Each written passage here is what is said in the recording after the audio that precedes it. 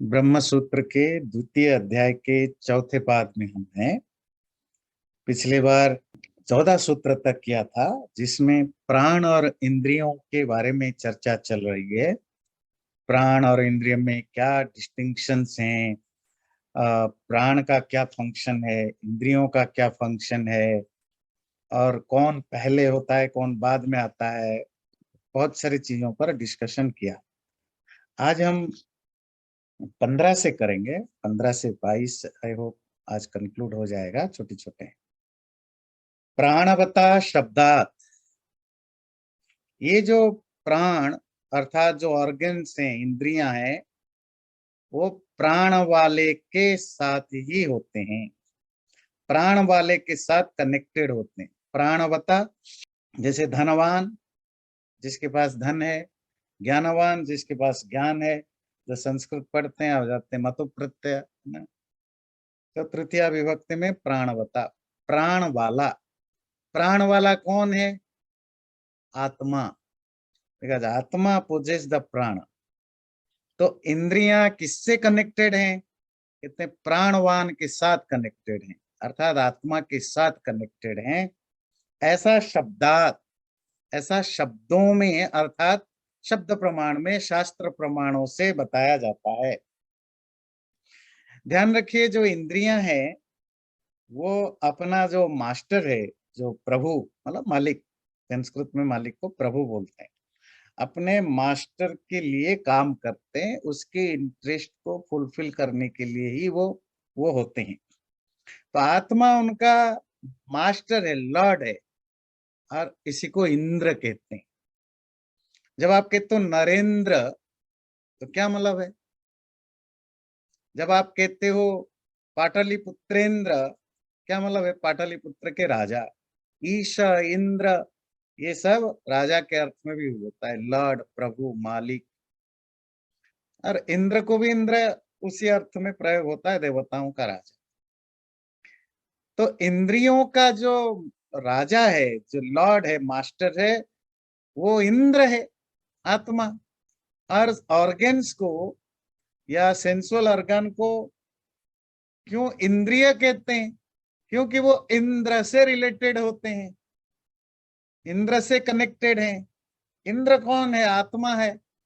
इंद्रियां कौन है? देवताएं हैं। या अपने प्रश्नोपनिषद, केनोपनिषद, बहुत सारे जगह बहुत बार पढ़ा है। तो इंद्रियां इसीलिए कहलाती हैं क्योंकि वो इंद्र के हैं। और इनका इंद्र कौन है? वो आत्मा है। और आत्मा वही जो प्राण वाला है। क्योंकि आत्मा को अपने भोग भोगना है, संसार को एंजॉय करना है, तो एंजॉयमेंट के लिए उसको जो साधन या इंस्ट्रूमेंट दिए गए हैं वो यही इंद्रियां हैं।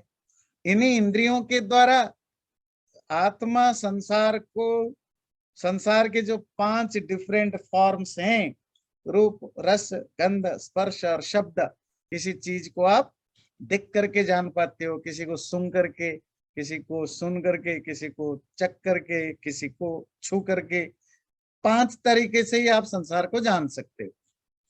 तो इन 5 तरीकों से संसार को जानने के लिए जाना जा सकता है। इसलिए आत्मा के ये नौकर हैं या साधन है, इंस्ट्रूमेंट है, जो आत्मा को एंजॉयमेंट के लिए, हेल्प करने के लिए है। जैसे कोई मालिक अपने घर में नौकर चाकर रखते हैं क्योंकि उसको भोगने के लिए वो सहायक बन सकें। तो प्राणवान क्यों कहा? क्योंकि प्राण इन्हीं के हैं। आत्मा के होने पर प्राण होते हैं, आत्मा के ना होने पर प्राण नहीं होते। जैसे कि वो ऋग्वेद का जो प्रसिद्ध मंत्र है 1/164, बोला आपको रेफरेंस तो पता नहीं होगा पर मंत्र पता है। द्वा सुपर्णा सयुजा सखाया, है ना, 2 पंख है, एक पेड़ पर बैठे। जो लास्ट लाइन है वो क्या है? तयोः अन्यः पिप्पलम स्वादु अत्ति। अभी पिछले बार अन्न के प्रसंग में आप पढ़ रहे थे, अद अद खाना, अत्ति खाता है। उन दोनों में से, उन दोनों चेतनों में से एक मीठे खट्टे स्वाद वाले फलों को खाता है। अनशनन अन्य, बिना खाता हुआ दूसरा अभिचा कशीति देखता रहता है। तो उसमें एक जीवात्मा जो भोगता रहता है संसार रूपक वृक्ष को, दूसरा देखता रहता है।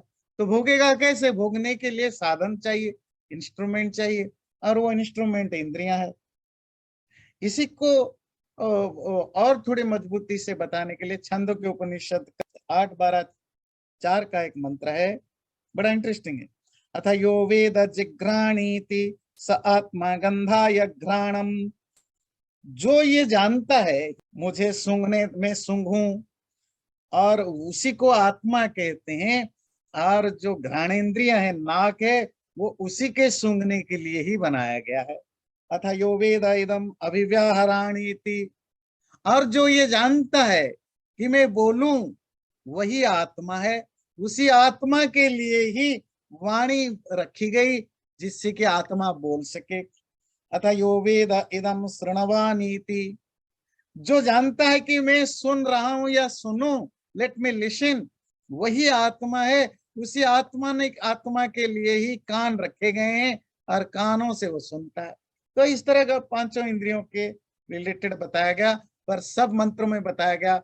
जो इसको यूज करता है, जो कानों से सुनने को जान पाता है, जो नाक से सूंघने की चीजों को जान पाता है, वो आत्मा है। तो इंद्रियां उनके साधन के रूप में ही यहाँ बताए गए हैं।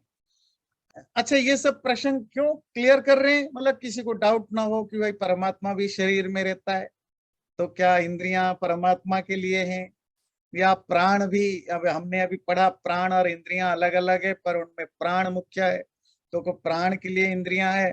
तो कोई डाउट ना रहे, इसीलिए वो क्लियर कर रहे हैं कि आत्मा के लिए ही इंद्रियां है।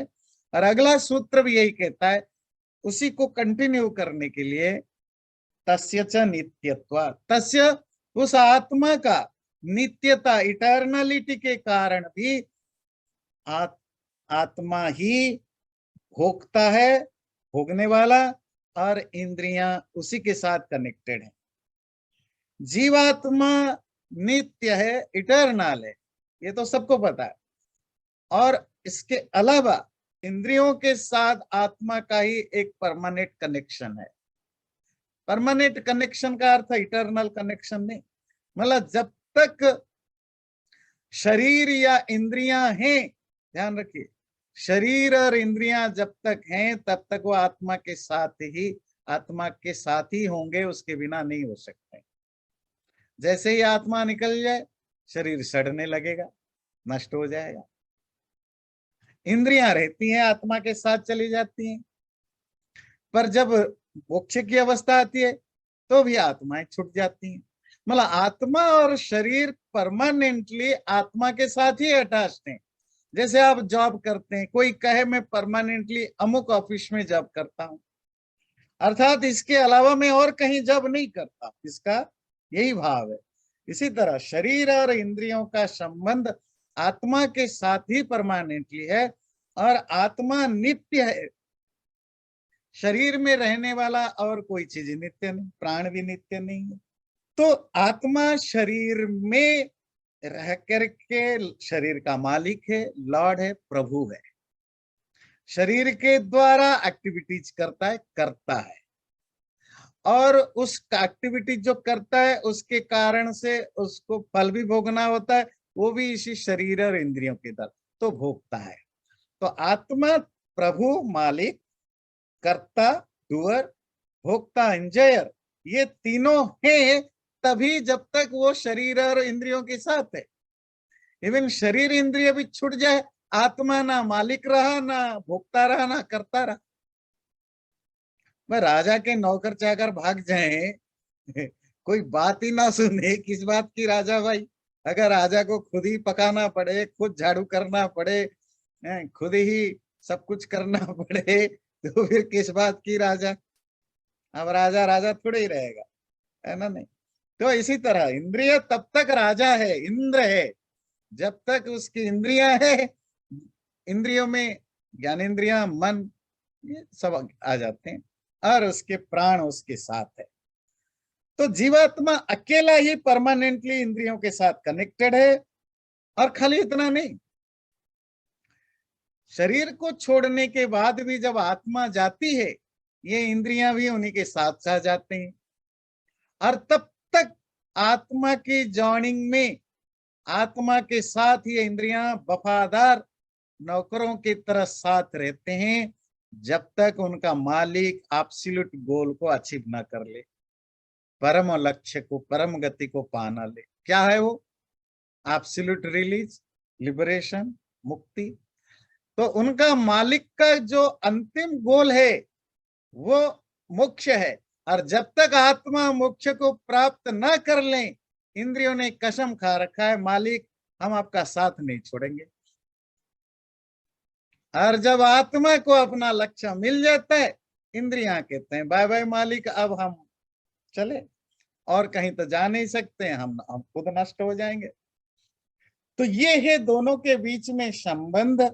इसका एक बात तो क्लियर हो गई, पर एक उदाहरण देंगे बृहदारण्यक उपनिषद 4:4-2 का। तम उत्क्रामंतम प्राणोनुक्रामति। उस आत्मा जब निकलता है, डिपार्ट करता है बॉडी से, प्राण उसके पीछे पीछे निकलता है। प्राणम अनुक्रामंतम सर्वे प्राण अनुक्रामंती। जब प्राण निकलता है उसके पीछे पीछे बाकी प्राण भी निकलते हैं। अब यहाँ दो प्राण आए, ध्यान रखिए। यही तो इस पूरे अपाद की डिस्कशन है। पहला प्राण कौन है? जो प्राण शक्ति, वाइटल पावर। दूसरे प्राण कौन है? इंद्रियां। अर्थात आत्मा निकलते ही प्राण निकलता है, प्राण निकलते ही बाकी इंद्रियां भी निकल जाती हैं। इसी तरह प्रश्नोपनिषद में आपने वो स्टोरी पढ़ी है, जब इंद्रियों ने झगड़ा किया तो प्राण ने उनको धमकाया, देखो ये तुम अपने आप को बड़ा ज्यादा मत समझो, मेरे बिना तुम कुछ नहीं, मेरे रहने पर तुम रहते हो, मेरे निकलने पर तुम निकल जाते हो, तो तुम्हारी कोई सामर्थ्य नहीं। इसी तरह गीता में भी 15:8-9 में आता है, 15 अध्याय में, शरीरम यदवाप्नोति यच्चापि उत्क्रामति ईश्वरः। जब ईश्वर, ईश्वर कौन है यहाँ? ईश्वर मतलब क्या है? मालिक, परमात्मा नहीं, मालिक। इंद्रियां, प्राण और आत्मा के बीच में क्या संबंध है? नौकर और मालिक का, प्रभु और भृत्य का। तो जब मालिक आत्मा अंदर प्रवेश करता है या बाहर चला जाता है, शरीरम आपनोति अर्थात शरीर धारण करता है, यच्चापि उत्क्रामति या बाहर निकल जाता है, गृहीत्वा एतानि संयाति, वो इन सब नौकर चाकरों को साथ लेकर जाता है। वायुर्गंधा निवासयात, बिल्कुल वैसे ही जैसे हवा जब बह करके दूर तक चली जाती है, तो जो उसके साथ गंध होता है, किसी फूल का, किसी चीज का गंध, वो वायु के साथ वो गंध भी साथ चला जाता है। गंध समझते हैं? स्मेल। इसी तरह आत्मा जब जाती है या आती है, साथ में प्राण और इंद्रियों को साथ लेकर जाती है, आती है, क्योंकि आत्मा के साथ इनका संबंध परमानेंट है। ये तब तक है जब तक आत्मा है, और आत्मा जब को मुक्ति मिल जाए तो ये अपने आप को नष्ट कर देंगे। ये वफादार नौकर हैं, ये कभी भी धोखा नहीं देंगे और कभी मालिक को अकेले छोड़ेंगे नहीं। त इंद्रियाणि तद व्यपदेशात अन्यत्र श्रेष्ठा। जिन साधनों की या इंस्ट्रूमेंट की हमने बात की, उनको इंद्रिय कहा जाता है, इंद्रियाणि तद व्यपदेशात, और यही उनके बारे में कहा गया है। और वो श्रेष्ठात अन्यत्र, वो जो श्रेष्ठ ज्येष्ठ प्राण है उससे अलग होते हैं। जिन साधनों की, आत्मा की जो साधन, इंस्ट्रूमेंट, वो वही जो बॉडी ऑर्गन्स हैं, जो शरीर के जो इंद्रियां है, इन्हीं को इंद्रियों के रूप में शास्त्रों में व्यपदेश बताया गया है। और ये इंद्रियां वो जो श्रेष्ठ है, जो आपने पढ़ा ना, ज्येष्ठ श्रेष्ठ, अर्थात वो जो प्राण, जो वाइटलिटी है, वो प्राण से ये अलग हैं। इनको इंद्रिय इसीलिए कहा जाता है क्योंकि ये इंद्र से रिलेटेड है। इंद्र कौन है? मालिक, ईश्वर।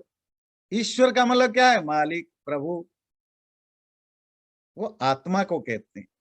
हम और आप जो जानते हैं, ईश्वर का मतलब हम परमात्मा जानते हैं, आत्मा मतलब हम चेतन जानते हैं, हमारी धारणा यही है, प्राण मतलब सांस जानते हैं, ब्रह्म मतलब परमात्मा जानते हैं। उपनिषदों में या शास्त्रों में ऐसा नहीं है, या इवन संस्कृत लिटरेचर में भी। अब ईश्वर है या ईश सिर्फ परमात्मा नहीं है। ईश्वर का लिटरेरी मीनिंग है रूल करने वाला, मालिक। आपके राजा भी ईश्वर होता है, ध्यान रखिए। संस्कृत में राजाओं को ही ईश्वर, ईश कहा गया है।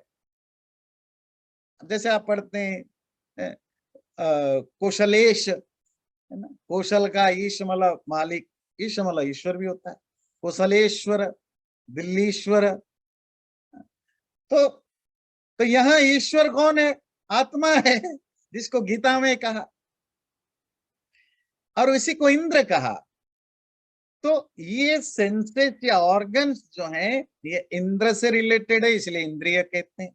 और दूसरी चीज, ये जो इंद्रियां हैं, वो इंद्र के एग्जिस्टेंस को इन्फर करते हैं। अर्थात जिसमें भी इंद्रियां काम करती है, वो उससे ये इन्फरेंस हो जाता है कि अंदर इंद्र बैठा है। क्या मतलब है? मतलब डेड बॉडी की इंद्रियां काम करेंगी? नहीं करेंगे ना। और अगर आपकी इंद्रियां काम कर रही है, तो इसका मतलब है कि इंद्र अंदर है। तो इंद्र साहब घर पे हैं, ये पता लगता है जब बाहर दरबान खड़े हैं, या लाइट जले हुए हैं, चीजें फंक्शन कर रहे हैं, पंखा चल रहा है, एसी चल रहा है, घर की एक्टिविटीज हो रही है, तो बाहर वाले ने सोचा जरूर घर का मालिक अंदर होगा।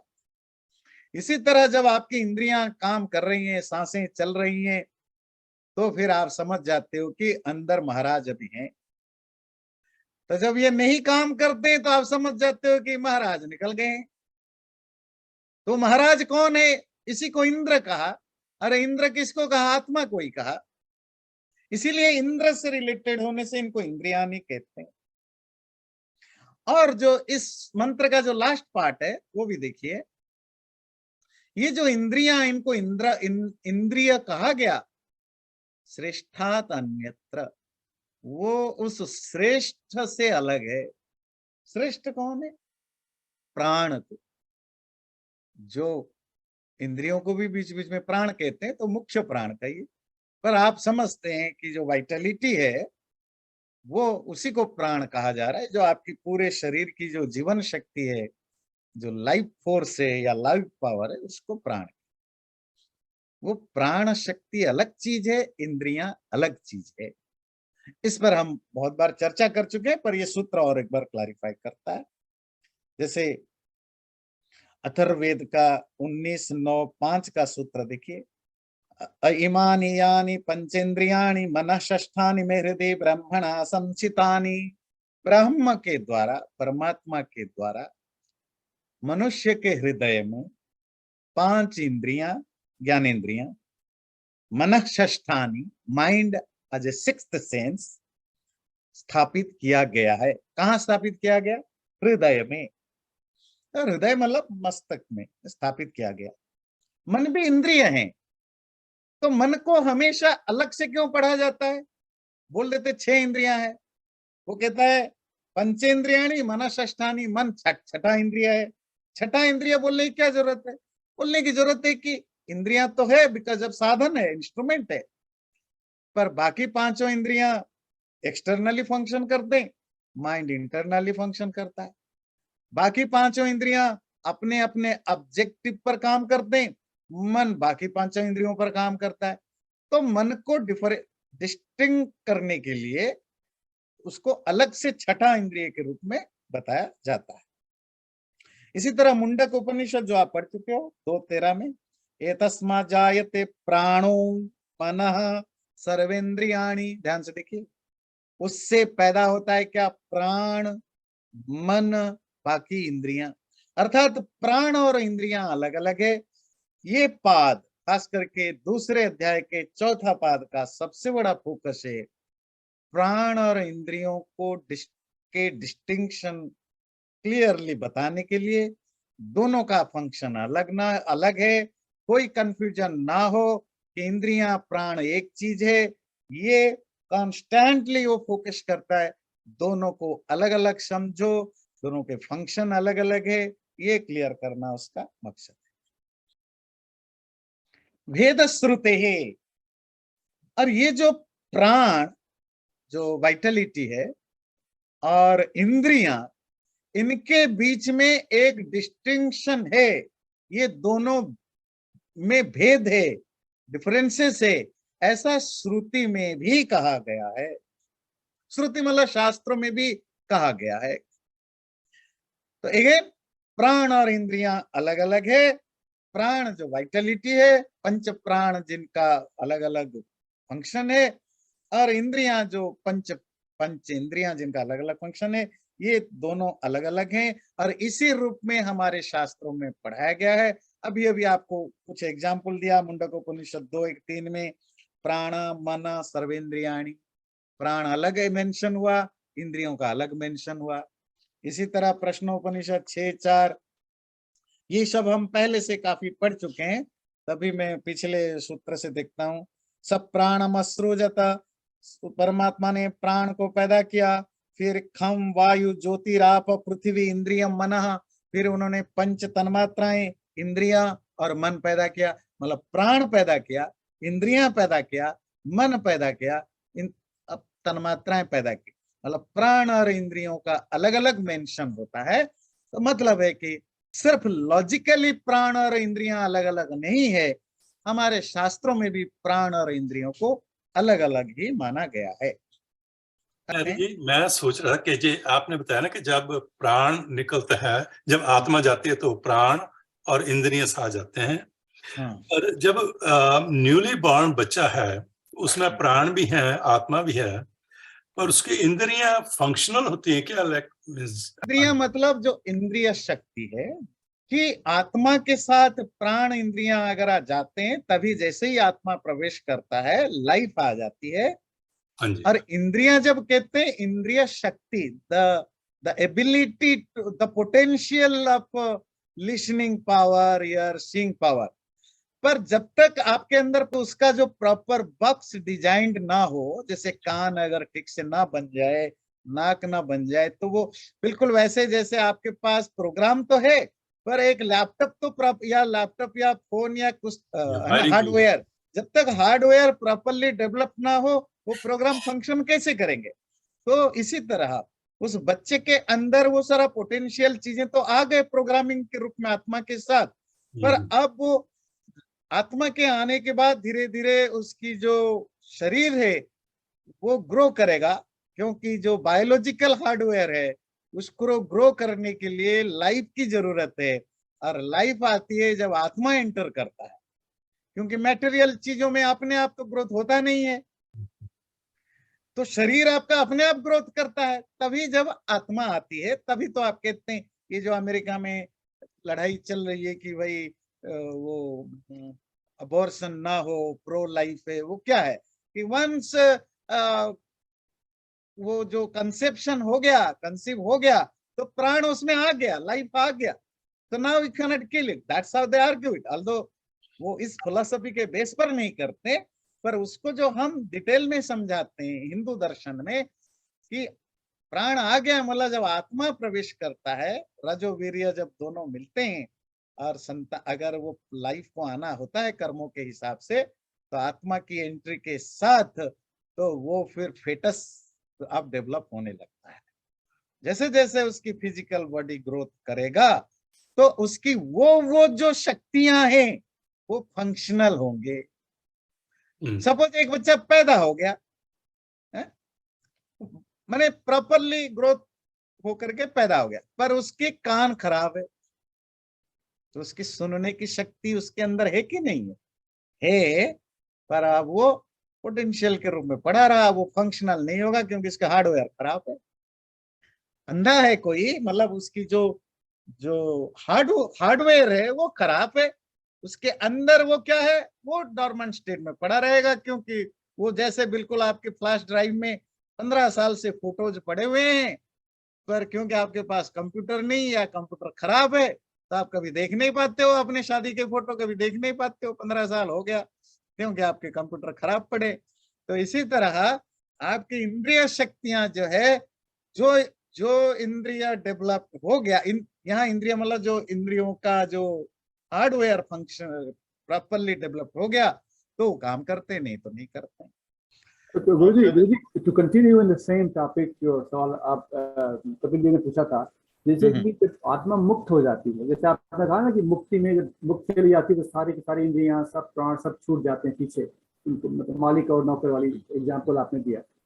लेकिन जब वो मुक्त आत्मा जब मुक्त हो चुकी है तो भी तो वो देख रही है, तभी तो सुन रही है, तभी तो स्मेल कर रही है, तभी तो जान रही है, तो वो शक्ति है नहीं। तब वो सुनना जानना कुछ नहीं कर रहा है, सिर्फ रियलाइज कर रहा है, और वो एक ही चीज को रियलाइज कर रहा है, that is the Anand, nothing else. कोई मैटेरियल चीजों को ना वो जान पाता है, ना सुन पाता है, ना समझ पाता है, क्योंकि मैटेरियल चीजों को जानने के लिए इंद्रियों की जरूरत है, और इंद्रियों को फंक्शनल होने के लिए एक ग्रॉस बॉडी की जरूरत है। आत्मा के पास वो कोई इंस्ट्रूमेंट अब नहीं है। आत्मा सिर्फ रियलाइज करता है, द स्टेट ऑफ रियलाइजेशन, जिसमें इंद्रियां और मन की जरूरत नहीं है, और वो सिर्फ एक ही चीज जानता है उस समय, वो है आनंद, नथिंग एल्स। और उस आनंद के लिए आपको कोई इंद्रियां या मन की जरूरत नहीं। अतीन्द्रिय state is a state of transcendent, beyond all the इंद्रियाज एंड सब। आचार्य जी, हमारे जो शास्त्र हैं उसके अनुसार जैसे ही कंसीव होता है तो प्राण और आत्मा आ जाती है शरीर में। मैं शरीर या जो भी आपका हो सेल, इसको आप दूसरे एंगल से देखिए। कंसेप्शन, जब कोई कहे कंसीव हुआ, इट मीन्स आत्मा प्रवेश किया। आत्मा के प्रवेश के साथ ही कंसीव होता है। आप देखिए इसको थोड़े ओपन ये में देखे। आप मेल और फीमेल के रज वीर्य तो हजारों बार मिलते हैं, सेक्स करते हैं या दूसरे तरीके से, या फूलों में जो वो जो बक्स हैं वो करते हैं। तो जो पॉजिटिव और नेगेटिव या रज और वीर्य, मेल फीमेल अणु तो मिलते रहते हैं, पर वो सबके सब कंसीव नहीं करते हैं। तो कंसेप्शन हिंदू शास्त्र के अनुसार कंसेप्शन का मतलब है कि आत्मा का प्रवेश हुआ, अब वो ग्रो करेगा। नहीं तो इससे पहले 50 बार रजोवीर्य मिल चुके हैं, है ना? नहीं, पर उस कंसेप्शन का मतलब है कि फेटस, अब लाइफ आ गया, अब वो ग्रो करेगा।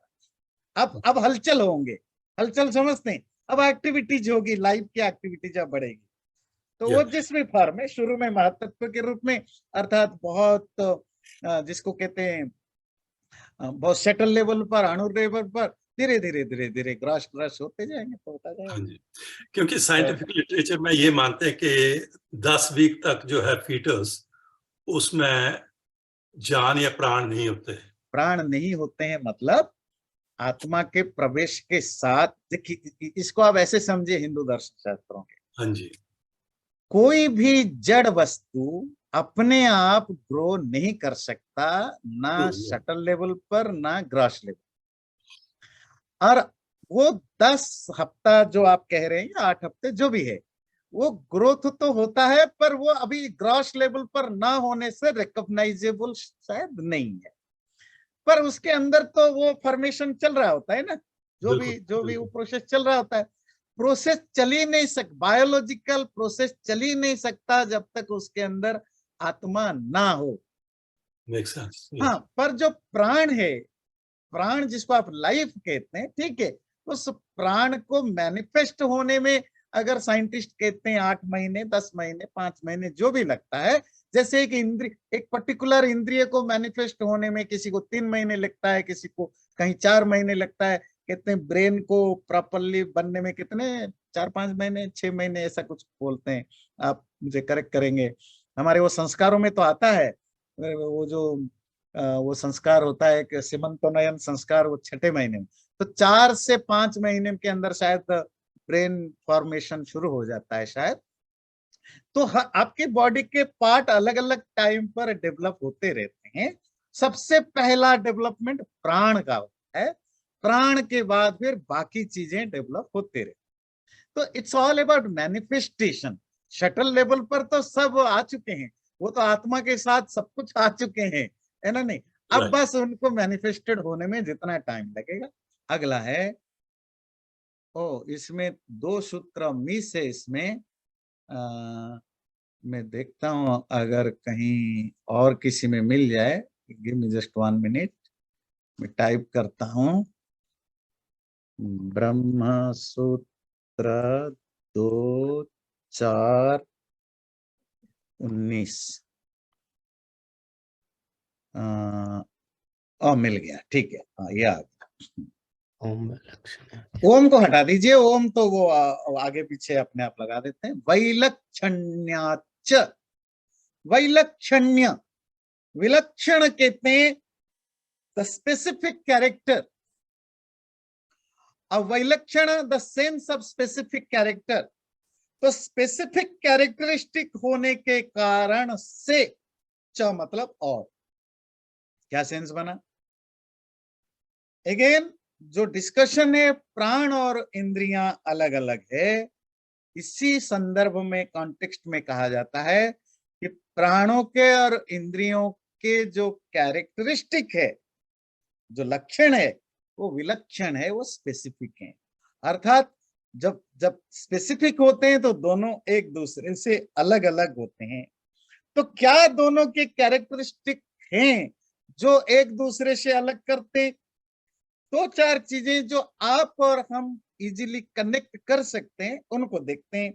पहली चीज है कि इंद्रियां जो है वो ज्ञान और कर्म के साधन है। These are the instrument of knowledge और एक्टिविटी।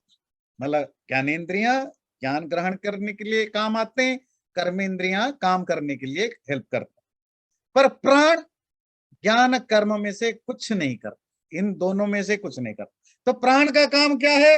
वो शरीर और इंद्रियों को, जो इंद्रियां ज्ञान कर, उनको मेंटेन करता है, उनको सपोर्ट करता है। आपकी प्राण वाइटलिटी कम होगी, इंद्रियां ढीली पड़ जाएंगी। दूसरा, इंद्रियां सुषुप्ति की अवस्था में, डीप स्टेट में फंक्शनल नहीं होते हैं, वो इनएक्टिव होते हैं, वो काम नहीं करते। पर प्राण शक्ति तब भी काम कर रही होती है। अगर सुषुप्ति में भी प्राण डॉर्मेंट स्टेज में चला जाए, फिर अगले दिन सुबह आप नहीं उठने वाले हैं, फिर डॉक्टर कहेगा जी अब कुछ नहीं हो सकता। तो प्राण को 24/7 काम करना होता है। पर इंद्रियों का क्या कहते हैं, वीकेंड भी है, ऑफ डेज भी है, उनकी संडे मंडे भी है, उनकी रात को रेस्ट भी करना होता है। और प्राण 24/7 काम करता है। नंबर 3 जो आपको डिफरेंसेस बताना है, इंद्रियां काम करते समय थक जाती हैं, टायर्ड हो जाते हैं। प्राण टायरलेस होता है। जब तक आप जिंदा हैं तब तक कॉन्स्टेंटली प्राण एवरी मोमेंट फंक्शन करता है। एक मोमेंट के लिए भी प्राण चला जाए तो आप डेड बॉडी कहलाएंगे। चलो एक मोमेंट नहीं, कुछ सेकंड के लिए भी चला जाए तो आप डेड बॉडी कहलाएंगे। पर इंद्रियां टायर्ड होते रहते हैं, और आप और हम जानते हैं, आप कोई चीज को बहुत ज्यादा देखो, बहुत ज्यादा सुनो, बहुत ज्यादा खाओ, बहुत ज्यादा छो, तो आपकी इंद्रियां, शरीर टायर्ड हो जाते हैं। चौथा जो डिफरेंसेस है, इंद्रियों के नष्ट होने पर, अगर कोई एक इंद्रियां या सारी इंद्रियां भी नष्ट हो जाएं, आप जिंदा रहते हैं। आप आंखें अंधा हो जाएं, बहरा हो जाएं, सुनाई ना दें, सूंघने ना पाए, वो जो टच की फीलिंग सेंस ना हो, उसके बावजूद भी you can not be called a dead. पर प्राण के ना होने पर डेथ होता है, इंद्रियों के ना होने पर डेथ नहीं होता। तो बेसिक डिफरेंसेस आप समझ रहे हैं ना।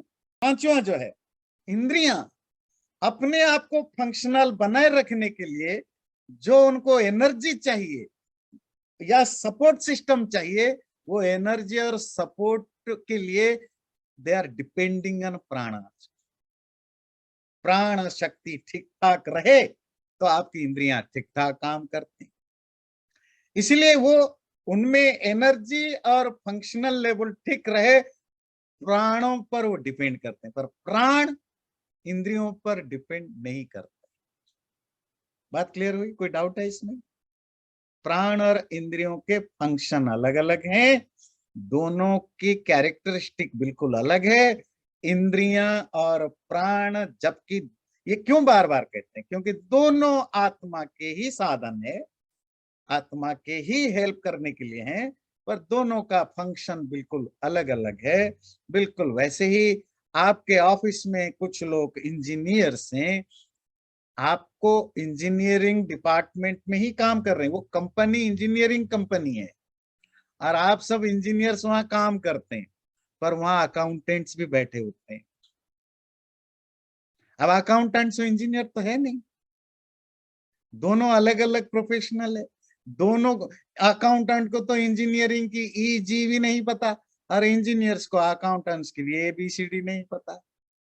और वहां एक तीसरे वाले भी होते हैं, ह्यूमन रिसोर्स वाले, जो ह्यूमन बॉडी लैंग्वेज को समझते हैं, उनकी कैरेक्टरिस्टिक को समझते हैं। ना वो अकाउंटेंट समझ सकता है, ना इंजीनियर समझ सकता है। वहां एक चौथा तरह के प्राणी होते हैं, वो मैनेजर्स कहलाते हैं, जो ना अकाउंट समझते, ना इंजीनियरिंग समझते, ना ह्यूमन साइकोलॉजी समझते। वो जानते हैं how to manage, how to manipulate, how to manage the system. पर आप ये नहीं कह सकते हैं कि चारों एक ही है, क्योंकि कंपनी इंजीनियरिंग कंपनी है तो सारे इंजीनियर ही होते होंगे, क्योंकि मेडिकल से तो सारे डॉक्टर ही होते होंगे। फिर डॉक्टर, नर्स, फिजियोथेरापिस्ट, वो सब डॉक्टर के आगे।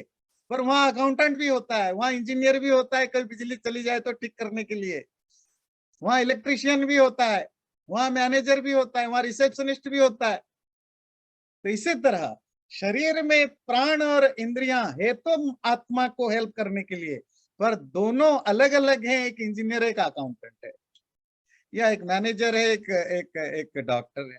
इसको आप इस तरह के समझिएगा। दोनों में विलक्षणता या स्पेसिफिक कैरेक्टरिस्टिक है। ये बहुत ही इंपॉर्टेंट है, आपको समझने की चीज है। संज्ञा मूर्ति क्लृप्तिस्तु त्रिवृत कुर्वत उपदेशात्। संज्ञा का अर्थ होता है नाम, नेम। मूर्ति जो शेप है या रूप जिसको कहते हैं। क्लृप्ति जो क्रिएशन है। तो ये तीनों के तीनों किसके हैं? त्रिवृत कुर्वतः। तीन चीजों को मिलाता है, तीन चीजों को मिला के जो काम करता है उसके हैं ये सारी काम। क्या? नाम, रूप और क्रिएशन। कुर्वतः विसर्ग है करने वाले का। ऐसा उपदेश भी है, अर्थात ऐसा शास्त्रों में भी पढ़ाया गया है। कोई भी मैटेरियल चीजें दुनिया में है, उसमें तीन चीजें इन्वॉल्व है। किसने बनाया या कैसे बना। नंबर 2, उसका एक शेप या फॉर्म बनता है, वो शेप और फॉर्म किसने दिया। नेम, फिर उस जब वो चीजें बन जाती है तो उसका एक नाम पड़ता है। वो नाम कौन देता है? इसको कहते हैं नाम रूपात। वेदांत में आपने जो पहले से पढ़ते आ रहे हैं, आपको पता है ये सारा दुनिया को एक ही शब्द में डिफाइन करे, नाम रूपात्मकम जगत। The whole world is all about name and form. उनका एक फॉर्म है, और जब फॉर्म बन जाता है उनका एक नाम पड़ता है। नाम तब तक नहीं पड़ता जब तक हम नहीं जानते, पर जैसे ही हम जान जाते हैं उसका एक नाम पड़ता है। प्रश्न है, नाम रूपात्मक जो संसार है उसकी कर्ता कौन है? तो वो संसार का कोई चीज हो या शरीर से रिलेटेड कोई चीज हो, जहां भी नाम है, रूप है और क्लृप्ति क्रिएशन है, उसका कर्ता जीवात्मा नहीं है। कौन है? उन्होंने परमात्मा नहीं बोला, त्रिवृत कुर्वतः। जो त्रिवृत को करता है वही उसका करता है। ये त्रिवृत क्या होता है? तीन चीजों को जो मिलाता रहता है। मतलब जो रेत, सीमेंट और क्या कहते हैं वो जो स्टोन्स होते हैं ना, इन तीनों को जो मिलाता रहता है मिस्त्री, वही मिस्त्री, जो मिस्त्री कहते हैं ना, तो वही मिस्त्री का ही काम है ये सब। मतलब आपका घर का एक शेप बना है ना, और उसका एक नाम है, क्योंकि ये घर कहलाता है, और वो बना है, क्रिएशन है। बोले ये किसकी क्रिएशन है? बोले जिसने सीमेंट, रेत, स्टोन वगैरह मिला रहा था वहां। आपके बच्चे ने पूछा किसने बना, आपने बोला वो देखो, वो जिससे जो मिला रहा था मिस्त्री। तो ये कौन है? परमात्मा। वो तीन चीजें क्या मिला रहा था? सत्व, रज, तम, तीन गुणों की, यही तो प्रकृति है। सारा संसार किससे बना है? यही है रेत, यही है सीमेंट, और यही है रेती, यही जो पत्थर है।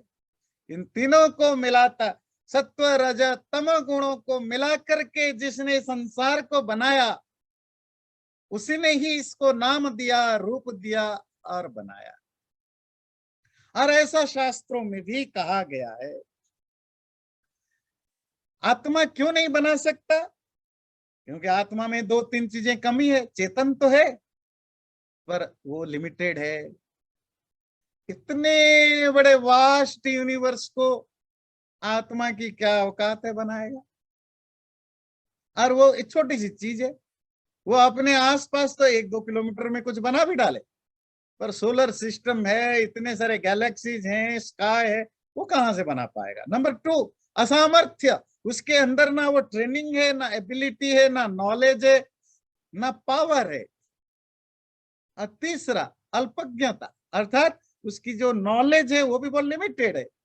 देखिए, साइंस में हम इतना डेवलप कर चुके हैं, उसके बावजूद भी हमें यूनिवर्स के बारे में जितना भी पता है, तो जो साइंटिस्ट लोग कहते हैं, मतलब हमने जो बड़े बड़े साइंटिस्ट कहते हैं और आप लोग भी जानते हैं, बहुत ही मिनिमल परसेंट हम जानते हैं, मे बी लेस देन 1% भी हम जानते हैं कि नहीं जानते हैं, पता नहीं यूनिवर्स के बारे में। Lots to know, lots to know. तो हमें पता ही नहीं, तो हम संसार हमें तो अपनी जो यही जो शरीर बना है, इसी के बारे में ही हजारों चीजें अभी तक हमें पता नहीं कैसे फंक्शन करता है। हमारे साइक कैसे फंक्शन करता है, नर्व सिस्टम कैसे, क्यों करता है, कैसे करता है, ब्रेन, कितनी चीजों के बारे में रिसर्च होना बाकी है। तो हमारी ज्ञान बड़ा लिमिटेड है, हमारी सामर्थ्य भी लिमिटेड है, और हमारा जो शरीर है वो भी लिमिटेड है। तो इसीलिए ये नहीं बना सकता। कोई चेतन ही बनाएगा तो बच गया दूसरा चेतन, महाचेतन, परम चेतन। और वो कौन? जो त्रिवृत कुर्वतः, जो तीन तीन तत्वों को मिला करके बनाता है। छंदोग्य उपनिषद का ये 6-3-2 का मंत्र कोट करता हूं। तासाम त्रिवृतम त्रिवृतम एकेकाम करवाणी थी। जब सृष्टि, मैंने आधा कोट किया, परमात्मा ने जब सृष्टि करने की सोचा तो उन्होंने कहा कि ये जो तीन है इनको मैं हंती, इससे पहले मैंने उसको यहाँ लिया नहीं है कि मैं इनको पहले हत्या करूं। हत्या का मतलब इनको इनको तोड़ूं, इनकी जो इनके अंदर में हलचल पैदा करूं, और करने के बाद इन तीनों को मिक्स किया। वो जो त्रिवृत्तिकरण इसको कहते हैं, उनकी जो कंपोजिशन है, उस कंपोजिशन से सृष्टि बना। और कंपोजिशन कैसे परमात्मा करता है? प्रोपोर्शनल जो डिफरेंसेस है, मतलब तीन चीजों में इतने तरह के डिफरेंसेस लाता है इनकी प्रोपोजिशन में, इनकी प्रोपोर्शन में, तो करोड़ों तरह की चीजें बनते हैं, क्योंकि करोड़ों तरह के वो क्या कहते हैं, प्रोपोर्शंस बनाता है। इसी तरह का जो ऋग्वेद का एक बड़ा सुंदर मंत्र है, पश्य देवस्य काव्यम न ममार न जीर्यति। ऋषि कहता है, देखो देखो, पश्य, देखो देखो उस देवता की काव्य को। काव्य समझते हैं? पोएट्री को, लिटरेचर को। पोएट्री भी तो एक क्रिएशन है ना। ये संसार को कहते हैं काव्य है। और कैसा काव्य? देव का काव्य, परमात्मा का काव्य। न ममार न जीर्यति, ना ये मरा है ना कभी क्षय होता, हमेशा साइकिल की तरह रहता है। तो वो जो परमात्मा है, वैसे ने ही नाम रूप आदि दिया है, आत्मा ने नहीं।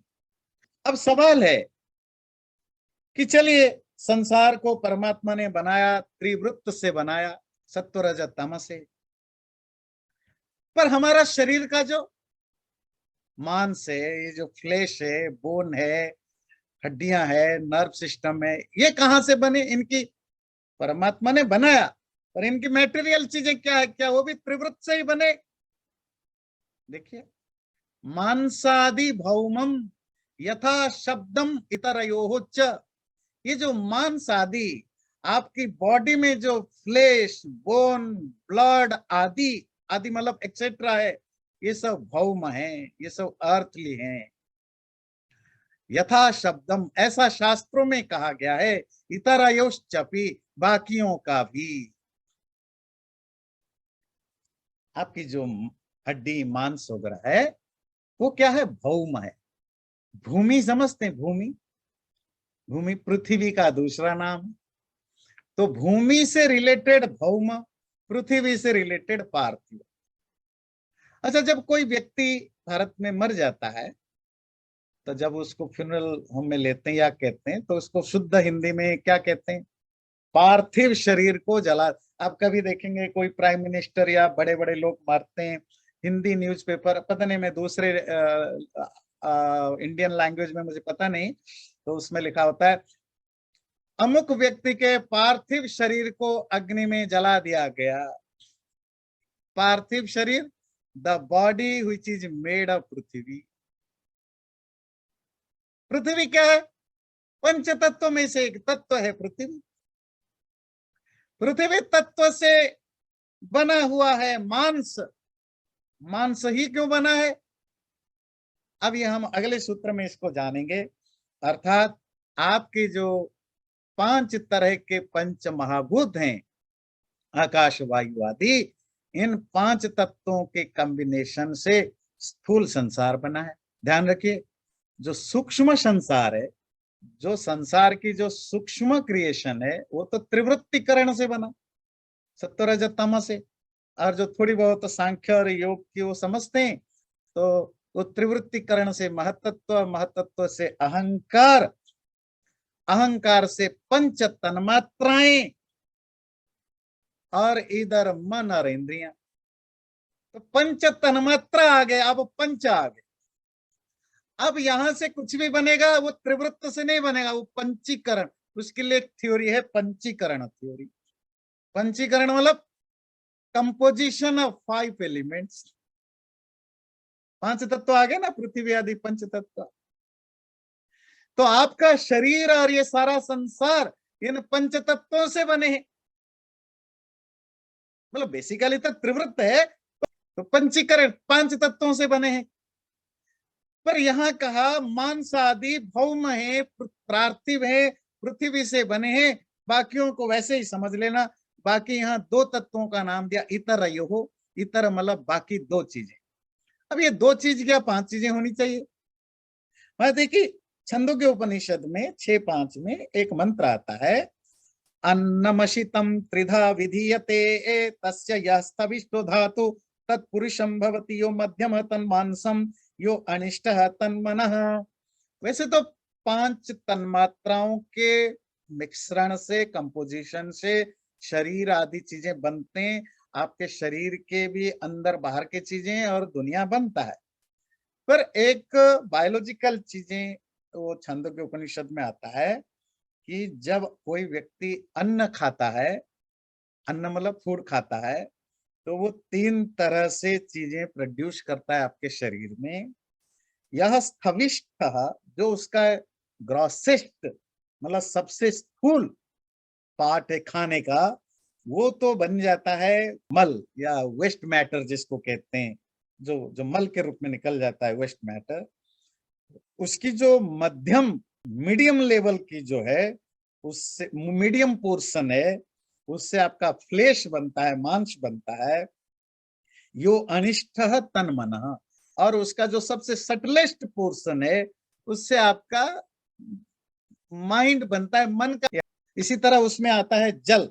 पानी की जो ग्रॉसेस्ट फॉर्म है, उससे यूरिन बन जाता है, वेस्ट। और जो मीडियम लेवल का पोर्शन है, उसमें ब्लड बनता है। और जो सटलेस्ट लेवल है, उससे ब्रेथ, सांस बनता है। जो अग्नि है, तेज, उसकी जो ग्रॉसेस्ट फॉर्म है, जो बहुत स्थूल रूप है, उससे बोन मतलब आपकी हड्डियां बनती है। और उसकी जो मीडियम पोर्शन है, उससे मैरो बनता है। और जो सटलेस्ट लेवल है, उससे स्पीच बनता है। इसको मेटाफोरिकली लेना, एब्सोल्युटली नहीं लेना। अब हम जो रियल फैक्ट है उस पर आते हैं इस सूत्र के द्वारा ये समझने के लिए आपके शरीर में भी जो भी मांस, हड्डी, बोन मैरो जो कुछ भी हैं, वो भी उन्हीं पंच तत्वों से ही बने हैं। जो चीजें जैसा है वो उसी तत्व से कनेक्टेड होगा। अगर वो ग्रॉस है, अगर वो सॉलिड फॉर्म में है, हम कहते हैं ये पार्थिव है, पृथ्वी से रिलेटेड। अगर लिक्विड फॉर्म में है, हम क्या कहते हैं, ये जल से रिलेटेड है, जैसे इन्होंने कहा ब्लड। समझ में आती है? अगर वो एनर्जी फॉर्म में है, आपकी बॉडी की डाइजेस्टिव सिस्टम वगैरह वगैरह, तो जी ये अग्नि से बना है। तो अगर जो गैस फॉर्म में है, वायु आदि, ये सारे वायु फॉर्म में है। और जो स्पेस है, वैक्यूम है, आपके शरीर में स्पेस तो होता है ना, वो भी, उसकी भी बहुत बड़ा रोल है। आपको बोन मैरो के, आपके बोन के अंदर भी स्पेसेस होते हैं। तो ये सारी चीजें आकाश। तो पांच तत्व से न केवल संसार बना है, आपके अंदर भी ये सब चीजें बना है। अब आप सवाल उठाएंगे, जो कि लास्ट, इस अध्याय का लास्ट सूत्र उसका समाधान देगा। अगर पांच तत्वों से सब कुछ बना है, तो फिर क्यों बोलते हो कि ये पार्थिव है, पृथ्वी तत्व से बना है? क्यों बोलते हो कि ये जल तत्व से बना है? ऐसा क्यों बोलते हो? तो अगला सूत्र कहता है, वैशेष्यात्तु तद्वादस्तद्वादः। वैशेष्य, विशेष, डोमिनेंस। डोमिनेंस के कारण से ही ऐसा डेजिग्नेटेड होता है, वह ऐसा कहा जाता है। तद्वादः, ऐसा कहा जाता है। रिपीटेशन है तद्वाद, जो तद्वाद दोबारा रिपीट हुआ, ये दिखाने के लिए कि, इंडिकेट करने के लिए कि अध्याय पूरा हो गया। इसी के साथ सेकंड चैप्टर पूरा होता है। पर बात इतनी है, वैशेष्यात्तु तद्वाद, अगला वाला तो रिपीटेशन। ये बहुत ही इंटरेस्टिंग थ्योरी है। कितने भी चीजों से सामान बना हुआ हो, पर उसका जो नाम है वो वैशिष्य से डिसाइडेड होता है, डोमिनेंस से। शरीर भी पंच तत्वों से बना है, पर क्योंकि पृथ्वी की मात्रा ज्यादा होती है, पृथ्वी तत्व डोमिनेट करता है, इसलिए इसको पार्थिव कहते हैं। अग्नि को अग्नि क्यों कहते हैं? अग्नि में बाकी पंच तत्व नहीं है, जी हैं, पर अग्नि में तेजस तत्व डोमिनेट करता है, बाकी चार तत्व कम है, इसीलिए उसको अग्नि कहते हैं। सब में सब चीजें मिले हुए हैं, पर उनका नाम अलग अलग क्यों है? क्योंकि वो, उसमें वो चीजें डोमिनेट करता है। बिल्कुल वैसे ही कोई भी दुकान वगैरह में जाइए, वो दुकान के बाहर लिखा होगा, है ना, गुप्ता एंड सन्स, है ना, जिंदल एंड ब्रदर्स, ये और यहाँ आजकल तो जो कॉर्पोरेट हैं वो सब शेयर से चलता है।